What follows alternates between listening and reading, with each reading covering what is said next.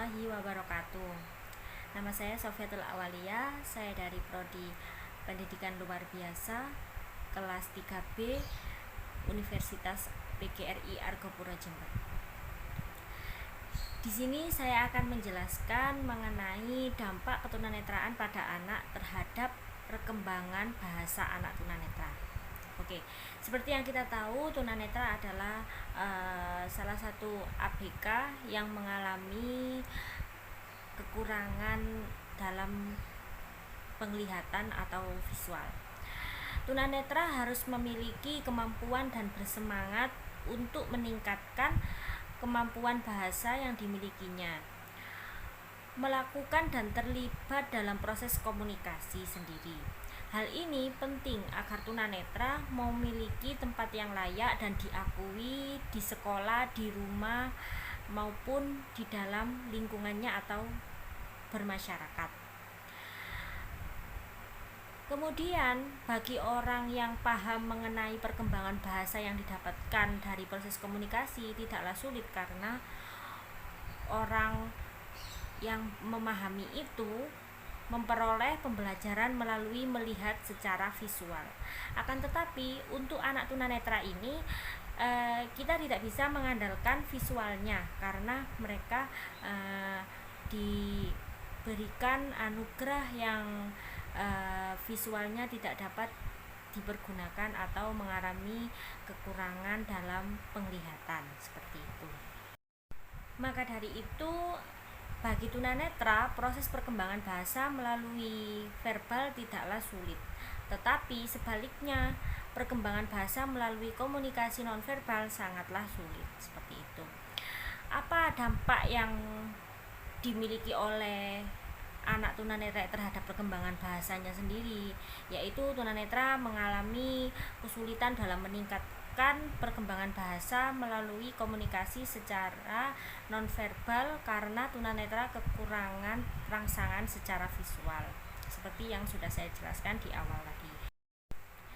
Kemudian bagaimana kita mengatasi atau memberikan solusi dari dampak tersebut? Oke.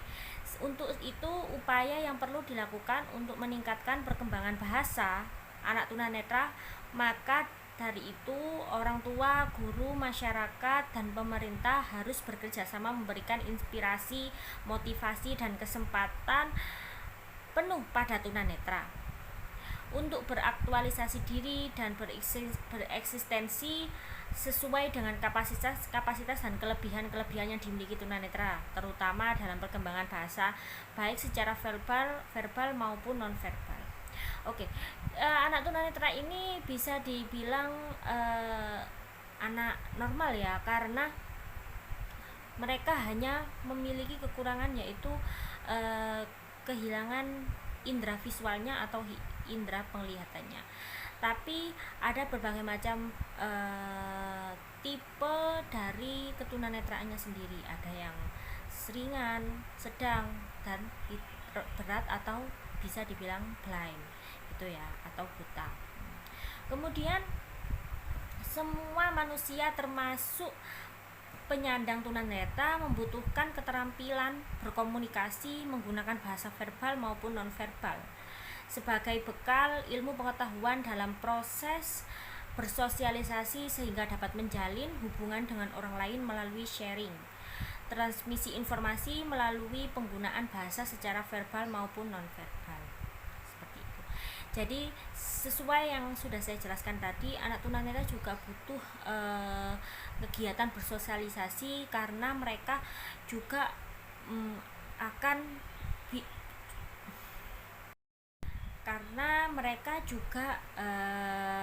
kita anjurkan untuk bersosialisasi di tengah-tengah masyarakat seperti itu.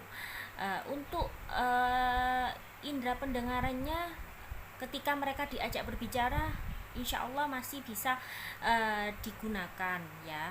Tetapi untuk visualnya mereka hanya kekurangan itu saja, seperti itu. Maka dari itu, ketika kita berkomunikasi dan bersosialisasi dengan anak tunanetra ini, maka harus kita berikan arahan-arahan yang tepat, keterangan yang tepat untuk menjelaskan apa yang ada di depan atau yang dialami oleh anak tunanetra tersebut, seperti itu. Kemudian diharapkan tunanetra memiliki kemampuan membangun interaksi dan hubungan sosial dengan cara melakukan proses komunikasi dalam pergaulan, sehingga tunanetra dapat saling membagi informasi atau pesan, seperti itu. Jadi di antara kegiatan bersosialisasi tersebut, tunanetra juga masih bisa untuk menerima dan memberikan informasi dari apa yang mereka ketahui, ya teman-teman. Tidak hanya tunanetra itu tidak bisa apa-apa dan kita pandang sebelah mata, tapi mereka juga memiliki otak untuk berpikir, pendengaran, telinga untuk pendengaran maksud saya, dan mereka juga bisa menangkap informasi-informasi dari informannya, seperti itu. Menurut Umstead atau catatan yang dikutip dari Umstead ini, anak tunanetra dan awas melalui proses yang sama dalam cara belajar bahasa dan bicara. Dan dua kelompok ini telah menguasai kaidah-kaidah bahasa sejak usia 4 tahun. Namun, jika anak tunanetra mengalami kelambatan dalam perkembangan fisiknya, proses perolehan bahasanya pun akan lebih lambat pula, seperti itu.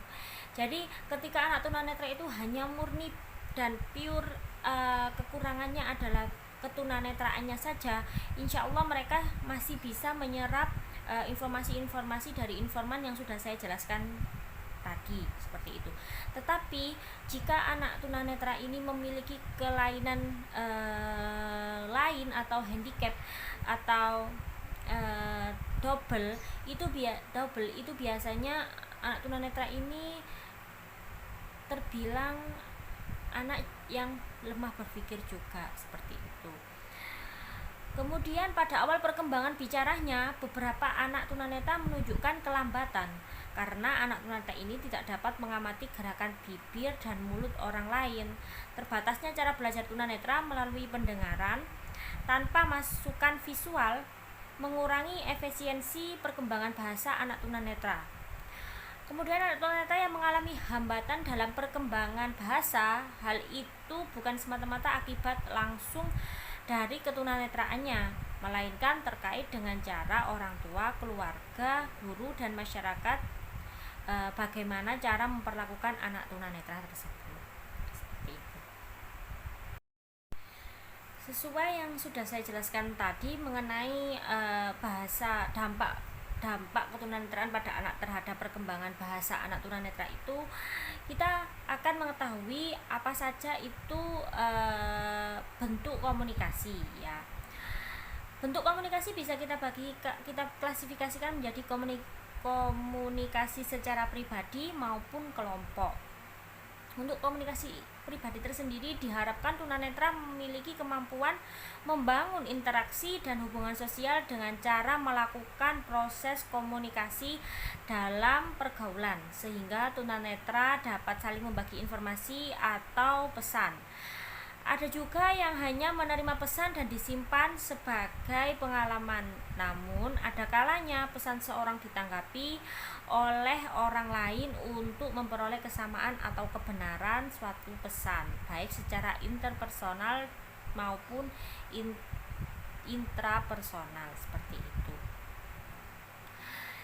Menurut Thomas Armstrong di tahun 2003 mendefinisikan kemampuan intrapersonal merupakan kemampuan inti di mana manusia mampu memahami perasaan sendiri dan memiliki keterampilan untuk dapat membedakan emosi dan pengetahuan tentang kekuatan dan kelemahan diri, misalnya dalam bermimpi, perenungan, dan penciptaan karya seni imajinatif. Jadi anak tunanetra ini juga ada kalanya bisa berpikir dengan pikirannya sendiri tanpa mengucapkan satu kata apapun itu, ya. Karena mereka mencoba untuk mencerna apa itu bagaimana penjelasan dari si informan tersebut, seperti itu. Kemudian menurut Thomas Armstrong lagi, definisi interpersonal itu sendiri merupakan komponen inti untuk mencerna dan merespon secara tepat suasana hati, temperamen, motivasi, dan keinginan orang lain dengan sistem simbol penguasaan simbol sosial, misalnya gerak wajah dan gerak isyarat. Akan tetapi anak tunanetra ini tidak bisa mengetahui bagaimana itu bentuk gerakan bentuk gerakan bibir dari si informan tersebut ketika mereka menjelaskan sesuatu kepada si anak tunanetra ini, karena si anak tunanetra ini memiliki kekurangan dari indera visualnya, seperti itu. Kemudian dalam komunikasi kelompok tersebut, proses komunikasi terjadi dalam bentuk dialog atau percakapan antar kelompok. Kelompok yang satu menyampaikan pesan pada kelompok yang lain dengan menerima pesan atau menyanggah, dan akhirnya terjadilah diskusi antar kelompok, baik dalam kelompok kecil seperti perkuliahan, diskusi panel, simposium, seminar kecil, brainstorming, diskusi, dan kelas, dan lain sebagainya. Seperti itu. Komunikasi kelompok tersebut juga bisa diikuti oleh anak tunanetra, dikarenakan anak tunanetra ini juga masih bisa untuk mendengarkan apa yang dibicarakan oleh si informan tersebut. Jadi ketika anak tunanetra ini memiliki IQ yang yang sama dengan anak normal yang lainnya, mereka akan bisa merespon apa yang akan terjadi dan apa yang harusnya dilakukan ketika ada salah satu informan yang memberikan informasi terkait suatu hal, seperti itu. Oke, untuk sifat komunikasi itu sendiri juga dibagi menjadi dua bagian, yaitu komunikasi verbal dan non-verbal. Ketika tunanetra berkomunikasi dapat melakukan dengan lisan, oral, yaitu menggunakan ucapan atau suara, atau dengan cara written, dengan cara menulis sebuah pesan dalam bentuk tulisan abjad yang digoreskan dengan pena ataupun dengan huruf braille atau timbul. Itu bisa dikatakan sifat komunikasi verbal ya. Kemudian kalau non-verbal sendiri, itu tunanetra melakukan komunikasi dengan cara gestural, yaitu menyampaikan pesan dengan gerak isyarat tubuh, atau bisa juga dengan cara piktorial, yaitu membuat gambar atau lukisan untuk menyampaikan pesan, baik secara lukisan biasa awas bagi tunanetra low vision ya, untuk anak low vision ya, seperti itu. Kemudian model komunikasi itu sendiri yaitu ada dua juga, yaitu mau komunikasi satu arah, one step flow communication, yaitu aliran komunikasi yang searah, di mana komunikator menyampaikan informasi dan tanpa adanya balasan dari komunikasi atau tanpa feedback, seperti yang saya lakukan ini. Ketika saya menjelaskan suatu hal di sosial media saya ini, saya tidak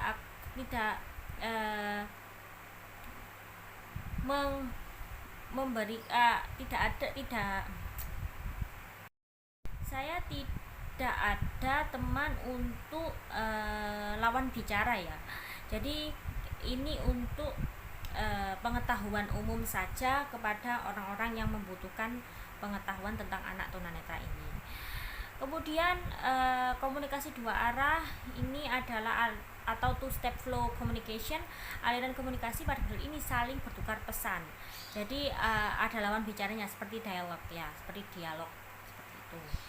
Kemudian untuk yang komunikasi berbagai arah, multi step communication sendiri, itu komunikasi yang terjadi secara kompleks ya, terdiri dari beberapa komunikator dan komunikasan yang bermacam-macam.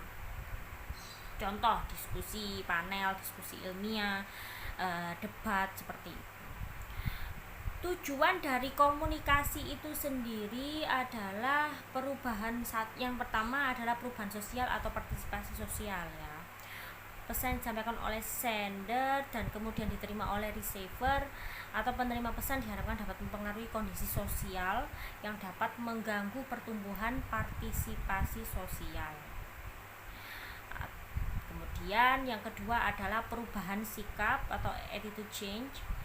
Setelah seseorang menerima pesan dari sebuah informasi, maka diharapkan seseorang tersebut dapat mengimplementasikannya dalam bentuk perilaku atau kebiasaan yang positif.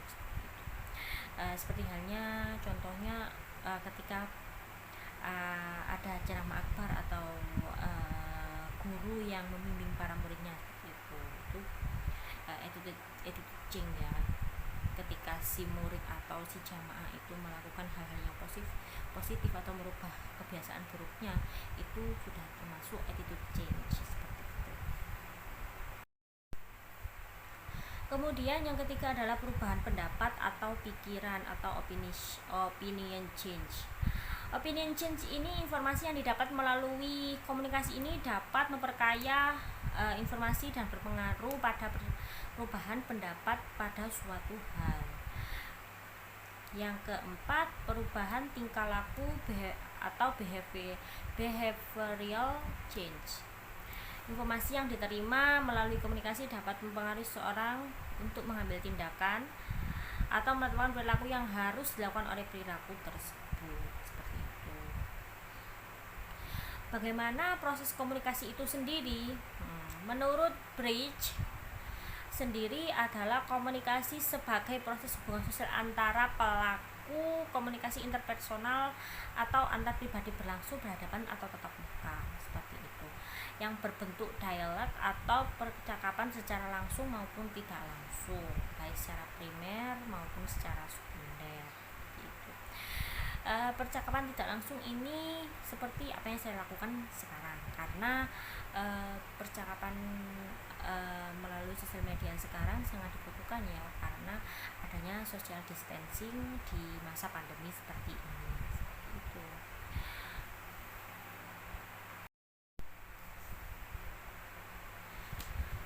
Kemudian kita kembali ke topik awal, yaitu bagaimana upaya yang atau solusi untuk anak tunanetra ini agar bisa bersosialisasi dengan baik dan berkomunikasi dengan baik.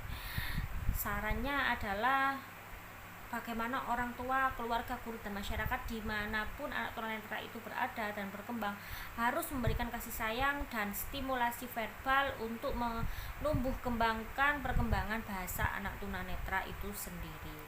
Jadi kita tidak bisa lost control dalam hal perhatian kepada anak tunanetra itu sendiri. Jadi kita sedikit pun tidak bisa mengurangi atau menghilangkan perhatian kepada anak tunanetra itu sendiri, karena anak tunanetra ini sangat butuh dampingan ketika mereka sedang bersosialisasi terhadap orang yang ada di sekitarnya, seperti itu.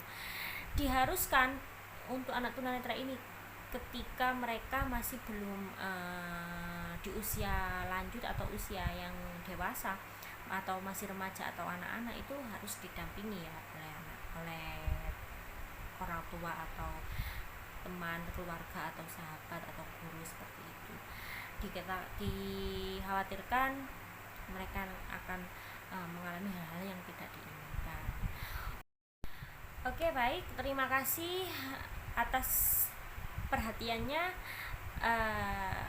Saya mengucapkan mohon maaf apabila ada kata-kata yang tidak berkenan. Wabillahi taufiq wal hidayah. Assalamualaikum warahmatullahi wabarakatuh.